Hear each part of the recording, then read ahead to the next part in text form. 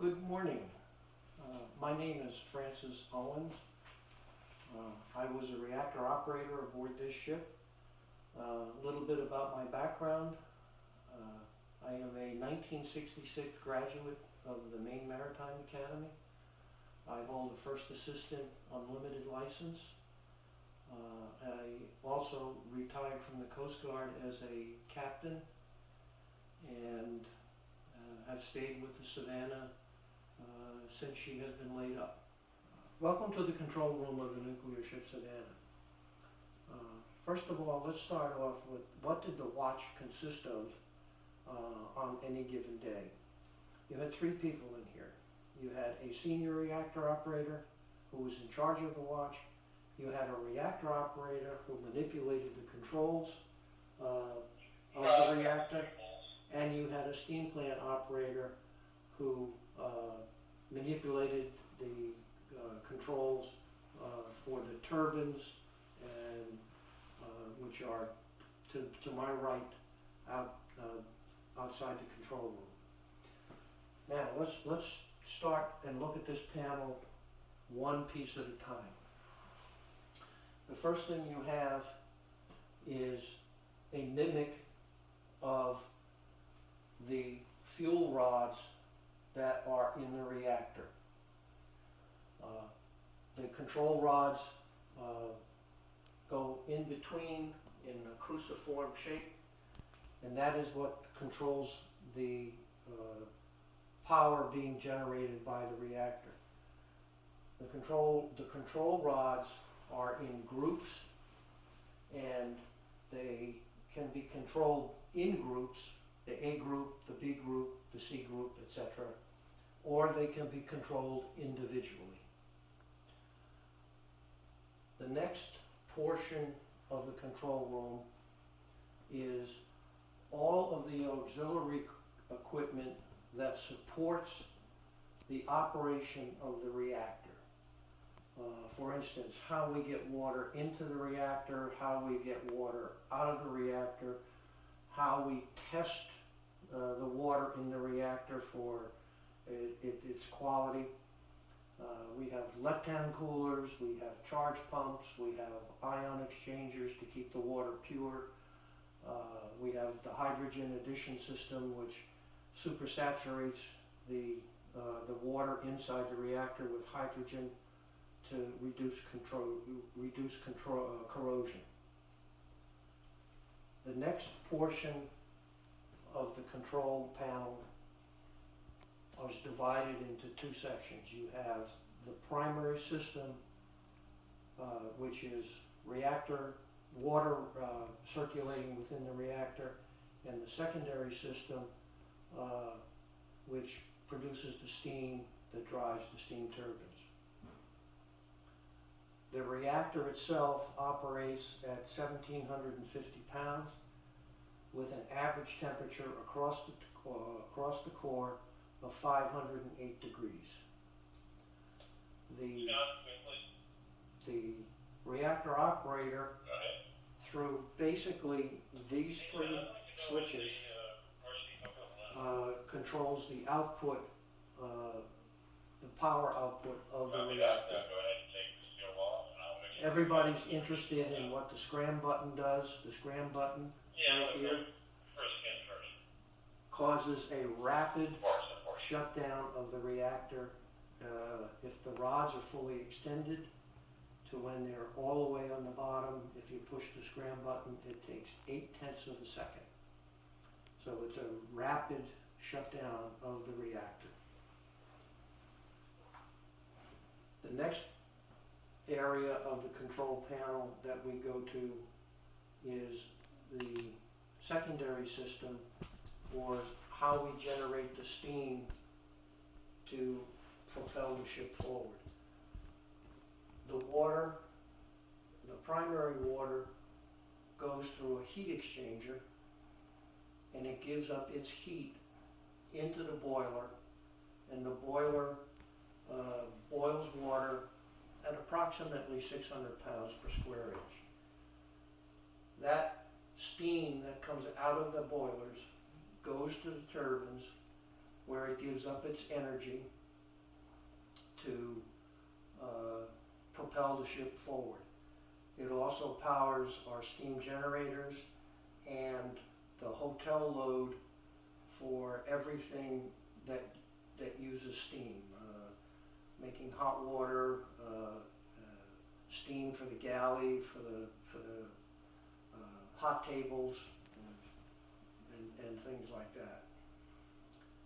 The next section of the control panel is where the steam plant operator works, and he's responsible for maneuvering the vessel, giving the speed that the deck officers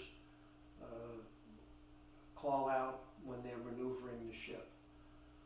One important factor is that there is a choreographed dance between the steam plant operator and the reactor operator.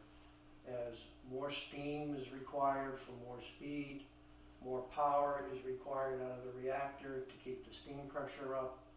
As you slow down, you have to reduce the power of the reactor. So the steam plant operator, who is also is a licensed reactor operator, understands what the reactor operator is doing. And the reactor operator, who is also a licensed steam plant engineer, understands what's going on. So they're able to choreograph this dance between the two for power demand, or less power, or more power. The next portion of the control panel is our electrical panel. The Savannah has 2 steam generators, 2 diesel generators, auxiliary diesel generators, and 1 emergency generator. Also, we have a very large battery bank. Should, in the unlikely event that we lost all electrical power, we could maintain power to the control panel so we could see what the reactor is doing. We've now left the control room. We're behind the control room, and what I want to show you now are the 5 safety cabinets that operate the safety system for the reactor. As one can imagine, this is a vital piece of equipment, and it monitors all the safety parameters and will shut the reactor down automatically if we exceed certain parameters. If we're trying to raise the power of the reactor too fast, it's called a rate scram, it will shut the reactor down. But it's not just a single parameter that has to be violated. This system is redundant, and we have what we call a coincident safety system. There are 3 sensors for every scram parameter, and 2 of them must agree before it will shut the reactor down. This is definitely before solid state, so there are vacuum tubes in here. It was a very, very delicate system, and we carried 2 people on the ship that their sole function was to maintain the safety system. Again, we're behind the control panel, the control center, and these gray panels here are the electrical distribution panels for the vessel. All 3 generators, the steam generator, the auxiliary diesel generators, and the emergency generator all have some function in one of these gray panels. An interesting story that happened while I was sailing on the vessel was when you're at sea, 10 o'clock in the morning is your coffee break time. So all the officers would go to the officers' mess, and we'd sit down there, and we'd kind of take a head count, because going to sea is the buddy system. Everybody looks out after everybody else. And somebody pops up, hey, has anybody seen PJ?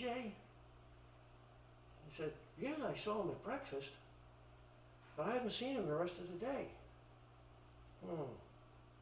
Somebody ought to go check his room. So the guy went out, checked his room, came back, and he said he's not in his room. Okay, now we're getting a little concerned. Where's PJ?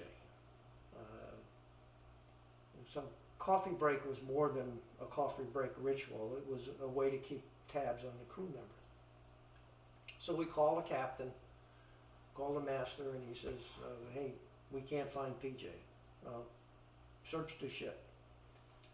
Well, we started searching the ship. But unbeknownst to us, the watchstander down here came out and was recording some of his stuff that he had to put in the log. And he noticed one of these ground lights blinking. And he looked at it and he went, oh, we got a big ground somewhere. And he goes, wait a minute, that's blinking Morse code. It was blinking SOS. So they said, okay, let's find out where that is. So they started disconnecting load banks until they found out what load bank it was on. And then they started tracing down different things that were in the, on that load panel. Turns out it was the anchor windlass controller up in the bosun's locker. The bosun was up there. He didn't realize PJ was in the bosun's locker, so he left and he locked it. PJ couldn't get out. So in order to let everybody know where he was taking a screwdriver inside the motor controller and grounding it so it would blink down here, and that's how we found him. So it's a little sea story, but it's true. Welcome to the containment vessel of the nuclear ship Savannah. As a crew member, I spent very, very little time in here. The atmosphere inside the containment vessel was always inerted with nitrogen unless they had shut the reactor down and they had planned to do maintenance in it. And then they would purge it of the nitrogen and people were allowed to go in.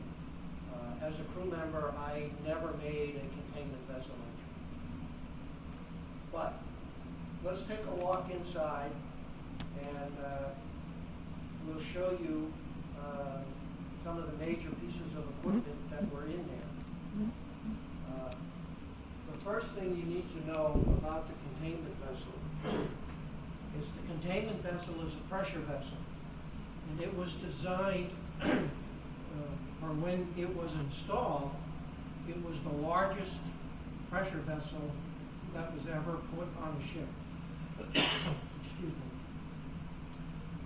It was designed to withstand a pressure excursion from the loss of the entire contents of the reactor and one steam generator, and it was designed to take that pressure excursion and contain it. Another unique feature about the containment vessel is, in the unlikely event that the vessel sank, as the vessel sunk in the water, the pressure on the outside of the containment vessel would increase. So to keep it from imploding as it got down into the deep depths of the ocean, there were flapper valves in the bottom of the containment vessel that would automatically open and start filling the containment vessel with seawater. So as it went down, the pressure inside and the pressure outside were equalized. So the reactor would remain safe for a very, very long time. So let's go in.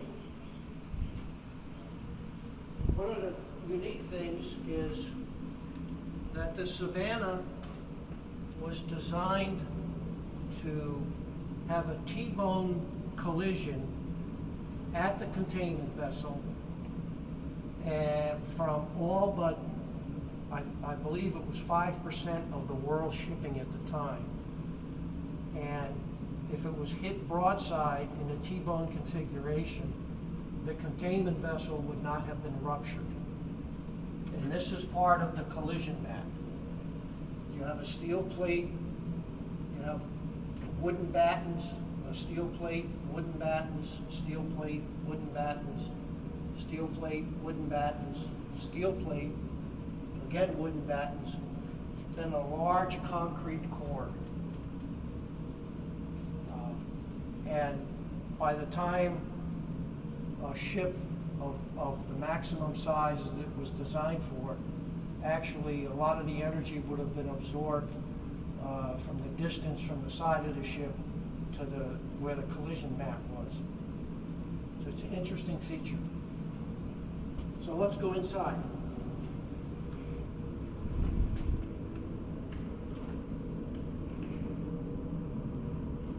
Okay, what you're looking at now is the large orange tank is the pressurizer.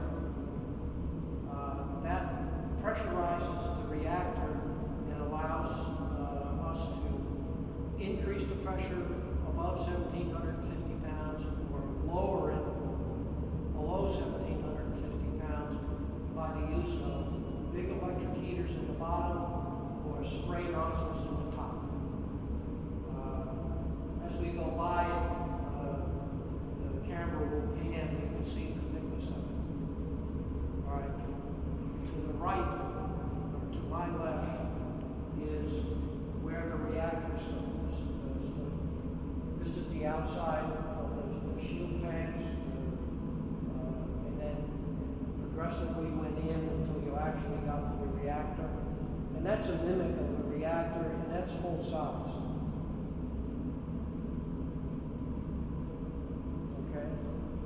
Now, if you look back at what looks like a giant octopus, this is one of the steam generators. This is the steam drum. These are the downcomers. And as you remember, I talked about the heat exchangers.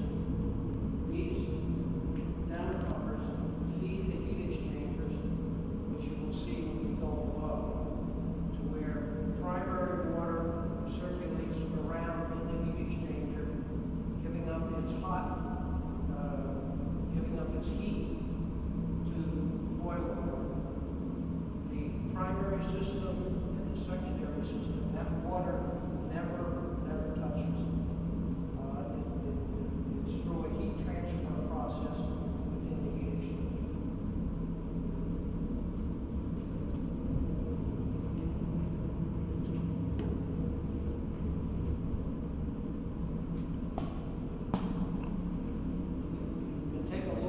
Inside the pressurizer. Okay, this is how thick it is. That's probably close to 4 inches. And if you look inside the pressurizer, you see a whole bunch of scrape marks. That's where they went in and manually abraded the surface of the pressurizer to get rid of the residual radioactivity that was inside it.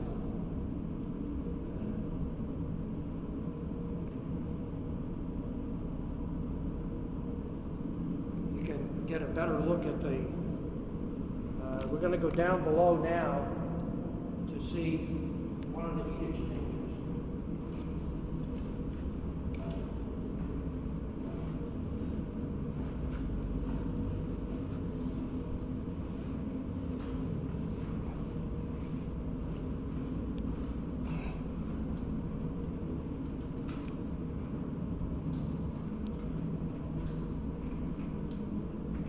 This is a cutout of the actual heat exchanger to where the water went in and the water came out. And the primary water was inside these stainless steel tubes. It circled around, and the downcomers from the boiler fed water in generated steam, and it bubbled up through the downcomers, and then went to the top of the steam drum, and where it was extracted and brought into the engine. And again, primary and secondary water never touched.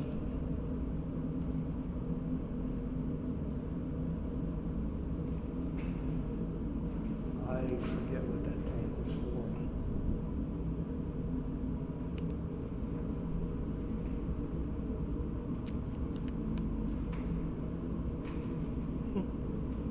Guess we go down here.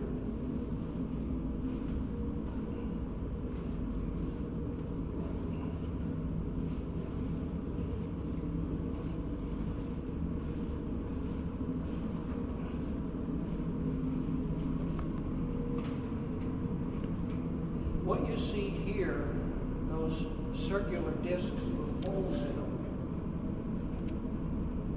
we had to get electrical instrumentation and electrical power out of the containment vessel so we could run equipment. And they did it with very special penetrations. You can see that the holes they go through, and they're caulked, and then they're sealed. You can see the studs where the cap went over the top of it. It was a very sophisticated penetration. There was absolutely no leakage at all out of the containment vessel.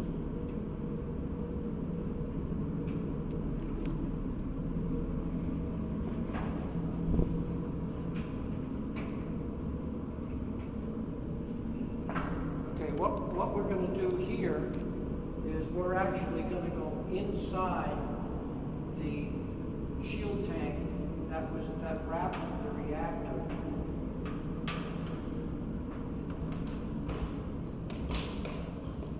We could not do this if the reactor was in place. This is a mimic of the reactor.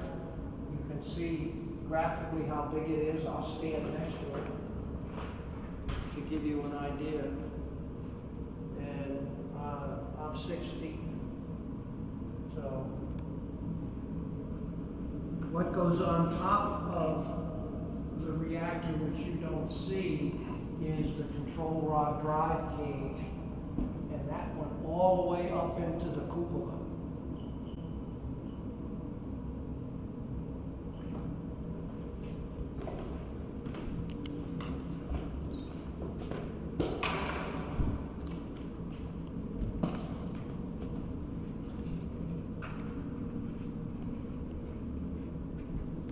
This is an actual section of the primary reactor water that's circulated through the heat exchanger. This is an actual spare piece of that piping. And this is one of the valves, one of the gate valves that would isolate the reactor. Very interesting way they could do service on valves and pumps. They were, if you tried to take a valve off, you would have to drain the reactor. And that was costly. So they devised a way of going to a bend in the pipe. They wrapped a nitrogen blanket around it. They bubbled liquid nitrogen into that blanket, and you actually froze the water inside the pipe at a bend. And once that water was frozen, it could not move, so that they could take a valve like this out with a very minor loss of water. So it was a technology that was kind of new at the time to able to operate and maintain the reactor without having to uncover and drain all the water out of the reactor, which is not a good thing to do. I mentioned flapper valves, and you can see one right here. That would automatically open as the vessel sank to allow water to rush in. There's one on this side. I think there are 4 to fill the compartment with water, and there are vents on the top to vent it out.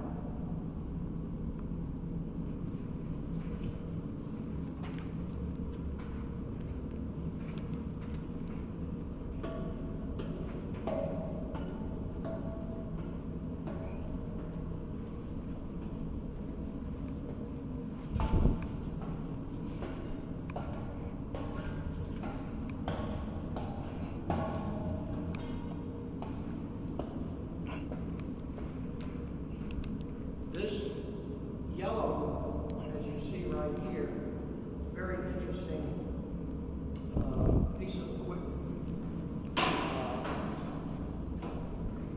As you can imagine, this space would get very hot if you were working in here with no air circulation. So in the engine room, there is the largest centrifugal air conditioning unit that the Carrier Corporation ever built at the time. And its sole function is to provide cool air into the containment vessel when they're working. And this is the plenum where it came in. And it would pump cool water, cool air to keep it somewhat comfortable to work. If you remember the second panel that I showed you in the control room, the ancillary equipment that was used for to support the reactor, these are the 2 let-down coolers. If we had to pull reactor water out, we could put them through these coolers and cool it down so we could put it into an atmospheric tank. Now behind us is a mimic of 2 of the 4 coolant pumps that circulated the water around the reactor. So it would take a suction out of the heat exchanger and pump it back into the reactor to get reheated. There were 4 of these coolant pumps. They had 2 speeds. They had a low speed and a high speed. And I can't remember how many gallons per minute they pumped, but there were 2. There were 2 on this loop, and kitty corner across the reactor, there were another 2 pumps. So you could isolate them. There were valves to do that.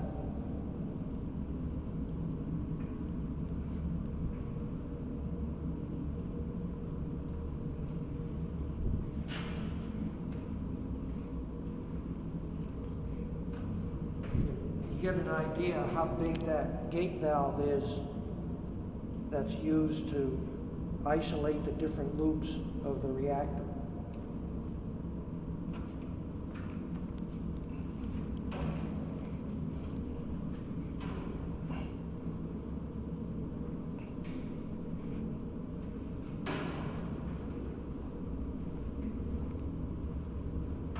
This is a good shot of the boiler.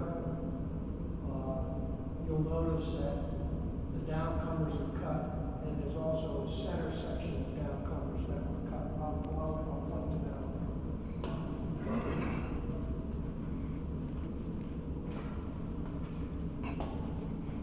If these pipes were here, these downcomers were here, you couldn't walk underneath the steam drum.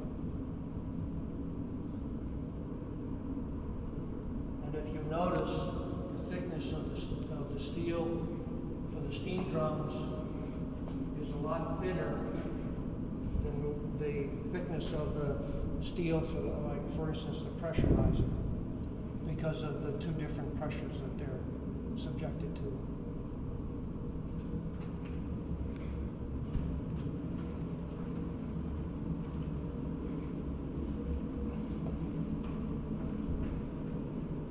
Okay, let's go out.